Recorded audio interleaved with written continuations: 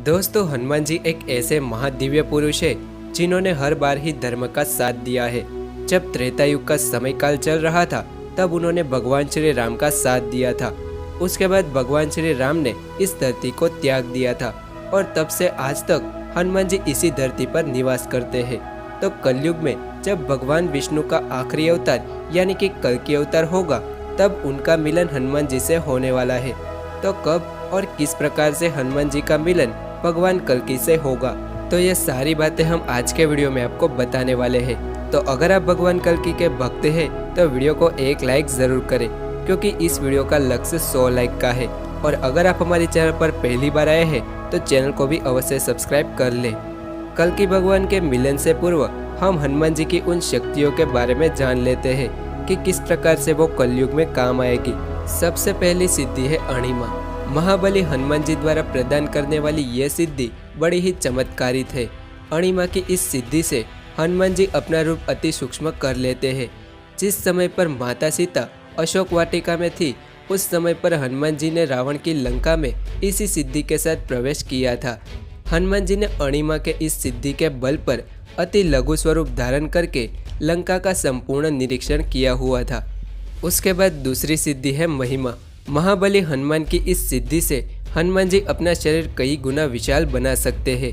यह वही सिद्धि है जिसके प्रयोग से मारुति नंदन ने सुरसा के मुख से दुगना शरीर विस्तार किया था। इसी सिद्धि के बल पर हनुमान जी कई योजन तक अपना शरीर भी लंबा कर सकते हैं। उसके बाद है गरिमा। गरिमा की इस सिद्धि के बल पर हनुमान जी अपना वजन पर्वत से भी ज़्यादा बढ़ा सकते हैं। ये वही सिद्धि है जो महाभारत में बताई गई है। जब भीम को अपनी शक्ति पर बड़ा ही घमंड आ गया था कि मुझसे ज़्यादा और कोई भी बलवान नहीं है, तब हनुमान जी वृद्ध वानर के रूप में अपनी पूंछ रास्ते में फैलाकर सो गए थे। उसी समय पर भीमसेन ने देखा कि इस वानर की पूंछ तो मेरे रास्ते में आ रही है। तब भीम ने कहा कि हे वानर, अपनी इस पूंछ को यहाँ से हटा लो, ये मुझे रोक रही है। तब वृद्ध वानर ने सोते हुए कहा कि मैं इसे नहीं हटा सकता, अगर तुम में साहस है तो तुम स्वयं ही ये काम कर लो।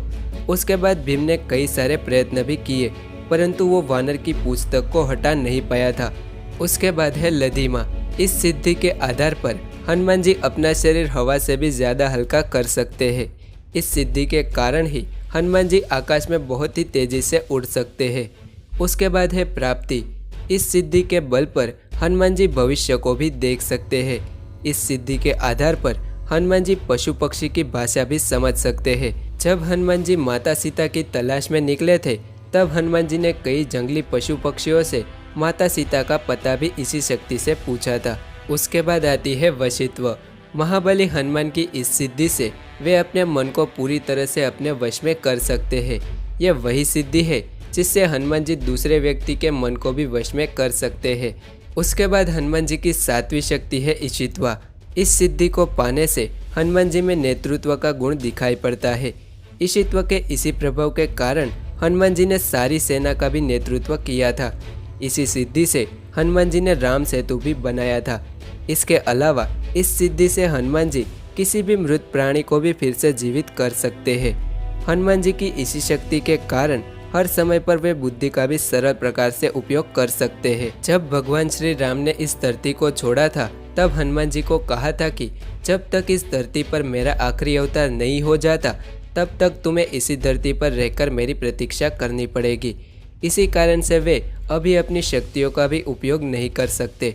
जब कलयुग में भगवान कल्कि का जन्म होगा तब फिर से हनुमान जी को भगवान श्री राम के दर्शन होंगे और उसके बाद इसी धरती पर से अधर्म का नाश करने के लिए हनुमान जी उनका भी साथ देंगे और उसके बाद हनुमान जी फिर से भगवान शिव के अंदर ही समा जाएंगे